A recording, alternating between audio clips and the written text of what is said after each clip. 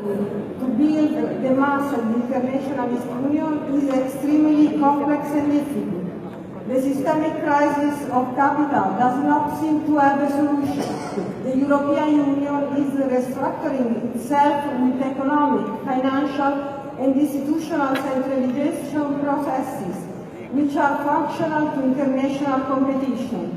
In Italy, these policies are having a very heavy impact on our class and on the institutional and regulatory framework, as well as on the constitution born of the so-called Resistenza, the anti-fascist movement of 1943. The Brexit is leading to the definition of a new power axis led by Germany and France, by revealing the competition between European Union and USA imperialistic economic blocs, which is taking even more evident form. The TTIP failure, the conflict on the penalties against Apple in Ireland, and WTO claims for compensation on the state subsidy to the European Airbus.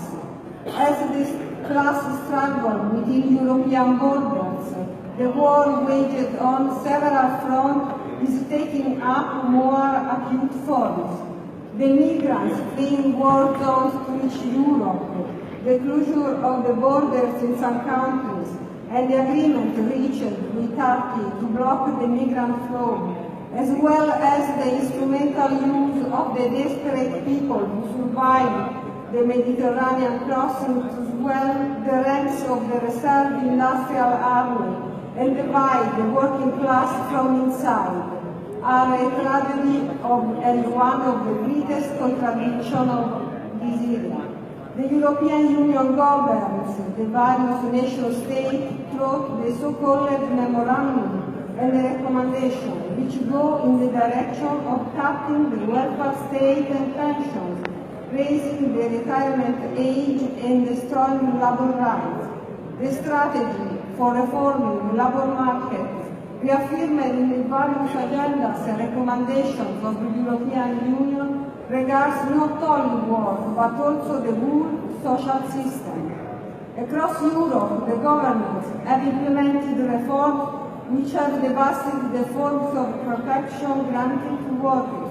In Germany, with the Arts Plan; in Spain, with the labor reform of Prime Minister Rajoy in 2012; in France, with the Law Travail; in Italy, with Monti Fornero Law and Renzi Jobs Act; in Greece, with Papandreou's government reform in 2010 and the memoranda currently management by the government led by Cinzia. All these reforms make it easier to dismiss workers, reduce the protection in case of unemployment or corporate crisis, increase and reorganize the forms of precariness by further privatizing the labor market and scratching the roots of safeguarding dignity. The class condition in Italy is characterized by great fragmentation, which tends to result in a fight between groups, fomented by obsessive media and government campaigns, precarious workers against workers with contracts, young people against pensioners, Italians against migrants, a situation of fragmentation and internal struggle resulting from extremely difficult economic conditions combined with a strong ideological campaign which is wiping away from our society not only solidarity but also the ability to recognize the real class enemies. In this situation, particularly in Italy rather than the other European countries, the level of conflict and the ability to react are limited mainly because of the complicity and connivance with employees and government policies of the unions affiliated to the ID. We as USB are building and supporting struggles in all areas of public and private work, with a view to link the struggle of those who today belonging to the same class but that are divided by a systematic work carried out by the capital. We work to join migrants, workers, pensioners, the employment, the homeless, and the laborers to defend their rights. On last September 14, Abd El Salam, an Egyptian immigrant worker, our delegate to the logistic multinational companies GLS, was brutally killed in Piacenza.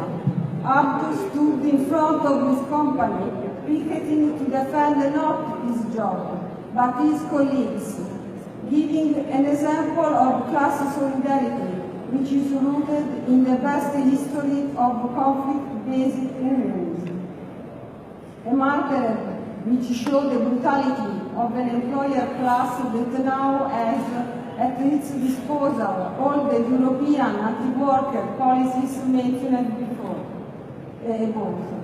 This vanguard must be given union, organization, and political instrument to defeat capitalism once and for all and build socialism in Italy, in Europe, and all over the world. As a USB, we have called a general strike in Italy for the next October 21 on our Saragossa platform. On October 22, there will be a large demonstration in Rome that we have organized together with many political and social realities. Thank you. Conclude. Viva l'internazionalismo proletario, viva l'FSM!